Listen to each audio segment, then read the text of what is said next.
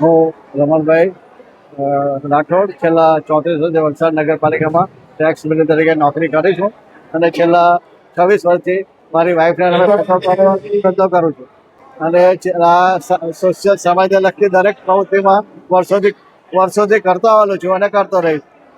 આ અમારું નોટબુક વિતરણનો ફર્સ્ટ પ્રોગ્રામ છે અને આગળ દર વર્ષે આ પ્રોગ્રામ ચાલુ રહેશે.